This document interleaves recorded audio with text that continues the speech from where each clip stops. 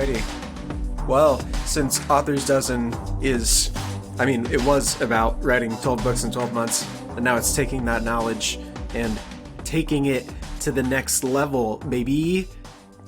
Now Author's Dozen it's about revolution. And so I'm doing a revolution today. I'm standing up right now. You can't see it, but trust me.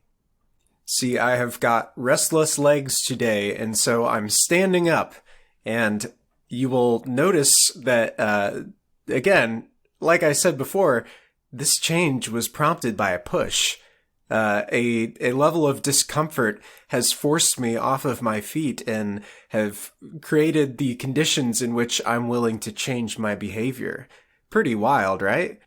It's like I planned all this out.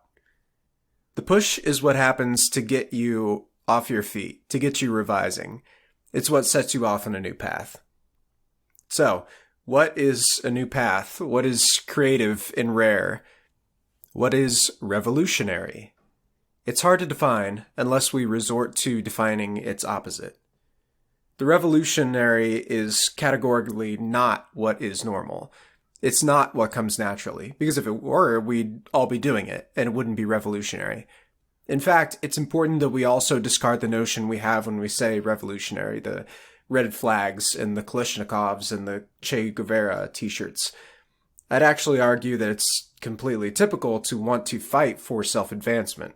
In the story I'm rewriting right now, there are two opposing ideologies of capital. You may have heard them. One is called capitalism and one is called communism. Now, both of those systems are based off of greed.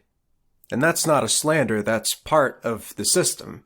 Capitalism gets you to do work by tapping into the need for greed, the need for self-advancement, for the basic necessities of life. If you don't work, you starve in pure capitalism. In communism, the greed comes from the opposite side of the economic divide. Everyone is giving according to their need from a common pool. If there's not anything in the common pool, y'all holodomor and starve. Under communism, at least in theory, communism, the means of production aren't owned by a wealthy 1% of plutocrats, and the motivation to work and the greed that comes in is from the social pressure, the idea that we all hold one another accountable to put into that common pool. It's also the greed of getting what those plutocrats had. Again, these are not moral judgments, but it is interesting to look and see how one's economic situation informs their political situation. So it's just complete coincidence that the less well-off are more interested in the left side of the economic spectrum, while those who are better off suddenly turn to right-leaning economic systems. Just completely coincidental how that works. What's common to almost all political revolutionaries is their alienation from power, followed by their forceful seizing of said power. I'm also writing in my book about how there's no upper limit to greed. So people who already have tons and tons of power still want more. It's not at all revolutionary for the upper classes to take over a government in order to protect what they have and increase their power. But on the other hand, it's like, wow, Lenin, so revolutionary of you to use political ideology to assume dictatorial power over the masses. It's not conventional at all. Nobody in the history of the world has done such a thing. All right, so what does this have to do with our definition of revolution? Well, revolution is, as we discussed in the last episode, fixing something that didn't need fixing, but instead making it better. That's one difference between revolutionary and reactionary. The reactionary seeks greater power because they feel disempowered in some way. The revolutionary, in its purest and most utopian ideal, is someone who takes something that's good enough and says, well, what if we could mess with this and see if we can't make it better? The least common denominator of revolutionaries, even those who coast on the revolution to gain power, is their dedication to making things better for other people. This is why in modern-day America you find so-called progressives so overrepresented in creative industries. Those who are unable to live authentic lives among the conventional majority are often forced to make a unique path out of the mainstream. So take, for instance, Jews in medieval Europe, who were ostracized from certain majority trades and practices. They often gravitated towards unique and creative jobs in order to survive in a world that would not allow them to be conventional. Then the unique trades were ironically later used as grounds for proof that, the baseless conspiracy theory that Jews are somehow different and other from European states.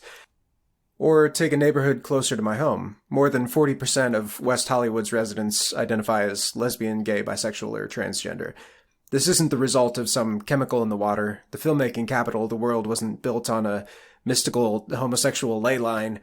This is the result of LGBT folks being pushed out of other areas and flocking to a place where they can be treated as normal and worthy of respect.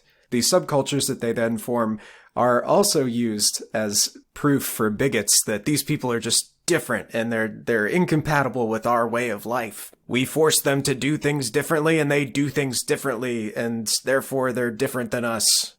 Or take the Harlem Renaissance or the Islamic Golden Age or the evolution of your favorite brand of music or art or what have you. If you're forced away from conventionality, you'll often become unconventional. Expelled from so-called typical society, the so-called atypical gather around from all corners of the globe, gravitate toward other outcasts, and form explosive new mixtures. You don't have to be persecuted to be in the mix, but you do have to be comfortable with people who think and act differently than you are. You have to be around people who push. Of course, it's healthy and necessary to push back, but that's not the purview of this episode. Might be coming up soon. If your goal is to revise and revolutionize both yourself and your work, it's vital that you place both your work and yourself in places where your opinions, your style, and your actions are rattled. But that does sound uncomfortable, doesn't it? It sounds antithetical to our comfort-seeking nature, and for you personally, it'll likely be a harder life.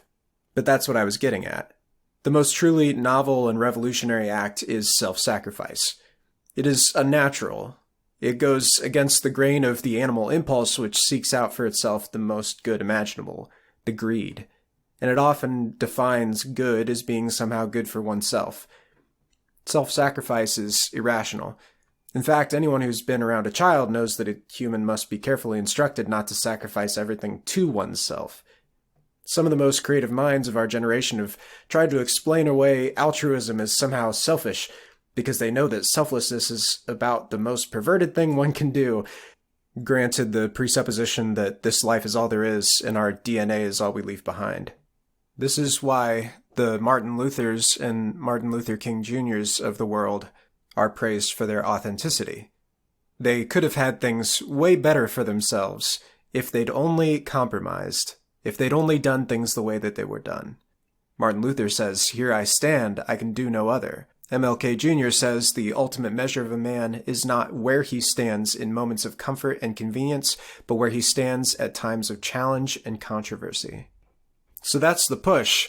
How do you seek out the push? In an era where we can be so comfortable in spaces where no one challenges our opinion, how can you find a space where everyone can challenge you? Well, you can move. Change a location, change a scenery, go someplace where there are a lot of people who are different than where you came from. You can transport your mind through reading and movies and all sorts of other cultural objects that can take you into shoes that you can walk in places where they do the walk in. I found in exploring these options that it's kind of like a swimming pool, right? You dip your toe in, it's like, oh, it's so cold. And you keep going, and it's always the belly button where the cold really gets to you. And once you dive in, though, it's amazing. It's great. You're perfectly acclimated to the temperature. It's even nicer, like you're in a big water hug. But okay, those are action steps. And that's not what this podcast is about. It's about abstract notions of self-improvement. Well, okay. You need to foster a sense of universal humility. You need to know that you're not always right and that other people might have it right, but you also need to know that other people might not always be right. You need to find out where you are and read and examine opinions from the opposite end of the spectrum of wherever you are. This is the cycle of how knowledge is arrived at. You have the thesis, you have the antithesis, and then you have synthesis between the two. Sometimes one of those theses is entirely wiped out and just makes the other theses stronger theses. But without one of those two elements, you actually don't have a synthesis. You actually don't have a conclusion of whether your thesis holds up to scrutiny. But there's an even better place to get a push, and that's just to sort of live your life. So a lot of stories follow the kind of call to adventure, right? So you're just going about your life, like the character in my latest book. Her name is Tora, and she is living up on a surface, and she's doing her thing, and things are kind of okay. And then everybody dies, and she's forced to go on a mission of revenge. And it forces her to go to new places, to learn new things about herself and about other people. It forces her to examine her ideas about power and about safety. Let's say, I don't know, say there's some sort of virus going around. Let's call it the villain virus. And the villain virus is going around and it's knocking people over, and it's a bad time. And seriously, it's so sad, and I'm really sad about all of it.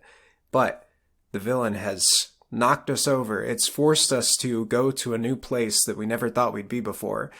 Some people die there. Some people go onto the internet and lose their minds. Other people go onto the internet and discover things that they never would have discovered before. I, like many other white people this year, have been on a journey of self-discovery. Where I read books that teach me how not to be a racist and misogynist piece of crap. And you do gotta love all of us self-congratulatory white people for learning what should be basic common sense. But I digress. So the villain virus, bad, we can agree, right? But it did push. It pushed some stuff. And we are right now looking at a cure for the villain virus. And in finding that cure, it looks like we might have found a cure for malaria, like a vaccine for a disease that kills way too many people every single year. We didn't have the technology or the willpower to go after malaria until the villain virus came along. That's not to say that the villain was like worth it or that we're glad it came along, but it did knock us out of our complacency. Some people had a thesis. Some people had an antithesis. We came together, we fought it out. It was bad, but we arrived at some new understanding of the world. Now, to be honest, a lot of the stuff in this episode I just hadn't been thinking about, but I knew I had to make an episode, and also I knew I had to write a book. And in writing this book, it took me to places that I just wasn't aware of before. So in the world that I set up for Ironclad Nocturne, there are two, I call them diarchs, because they're both monarchs, but there's two of them, and they rule over the same system. One is basically like pure capitalism, and one is kind of like a social security system. People feed their power into the system, and one system will look after you if you're ultra rich, and one system will look after you if you're ultra poor. They're ruled by kind of separate governments, and they have like a mediator body, which is like a senate of some sort. But everybody's kind of going around their business thinking that this is just normal, this is the way things are. One of the themes that keeps coming up in the work is that like this is the way the world machine turns, you know? It's a big machine. We all are just little gears in it, and you fight back against that machine, you get shredded. You little gear. So just do your part, do your bit, and kind of just go with the way things are. Somebody is coming along to do some real heinous stuff to that system. That doesn't mean we applaud it, but it does allow us to point out the flaws in the original system. So we see that the, ultra rich and the people who live on the surface of this world are constantly oppressing the people beneath them. We also see that the ultra rich are like every ultra-rich kind of person, totally bereft of meaning in their lives, and they have to like come up with, Kim Kardashian levels of controversy. They just seek out drama so that they can have something to do. Now, the poor obviously have gripes because they're living underground, and basically they get pooped on so that the people above them can have a slightly better life. So obviously the system isn't working for them. However, I sort of came across this, I was watching The Simpsons, to be honest, because I need my comfort food. But Sideshow Bob had this great quote when he was running as a Republican for office. He says, "Because you need me, Springfield. Your guilty conscience may force you to vote Democratic, but deep down inside you secretly long for a cold-hearted Republican to lower taxes, brutalize criminals, and rule you like a king. That's why I did this, to protect you from yourselves." And what's the whole thing holding this system together? Well, it's complacency. It's the fact that, like, you know what? I'll get destroyed by the system if I act revolutionary or revise anything. I'll just keep on keeping on. But that supposition rests on the presupposition that the machine is all there is, and there's nothing above or below it. It's just encompassing everything. It's just reality. And the same thing exists for our system. There's a quote by Mark Fisher that I like. It says, "It's easier to imagine the end of the world than the end to capitalism." And why is that? It's because it's just the way things are. I mean, what other things have we just not critically examined in our world today? And how many of those things were sort of knocked loose by the villain virus? Now that we have to reconstruct the world, we have the freedom to go against those presuppositions, to be a little bit weird with it. Now, I'm not any sort of accelerationist or Poseidist. I don't advocate the nuking of the world in order to accelerate the apocalypse that brings upon a new world. And you really do have to check yourself before you start lining people up against the wall. Is this ideology worth killing everybody over? Am I so against this form of art that I'm willing to risk my career and my livelihood to oppose it? Am I willing to risk the livelihoods of the people who work with me, the agents, the actors, the whatever? Am I willing to risk their lives on my passion project? And that's what the next episode is going to be about. It's about reacting to the push. But there are some things that it's not too dangerous to question. There are some things where, if you go to a new culture and see how they do things and see that it basically works, or if you read an unfamiliar author or an unfamiliar genre, after the initial shock, you might be calling out to your friends, "Hey, come on in, the water's great." And I said this before in the original Author's Dozen. Don't waste your suffering. Pushes are going to come along, and it's up to you whether or not you just want to fight and fight and fight for the old system, no matter how broken and terrible it was. Or if you want to take that opportunity of getting everything knocked over to rebuild things in a better way than they were before. I told you guys a story last time about how, I had some critiques that sort of knocked my complacency over. And Author's Dozen was, in fact, a reaction to try to get a push out of myself. I just found my situation intolerable. I said this in the first episode. Things were just not going great. I didn't like the way my life was heading, and so I decided to sort of jumpstart it with this weird Zoomer project where I was just throwing things at the wall, seeing what worked, seeing what didn't.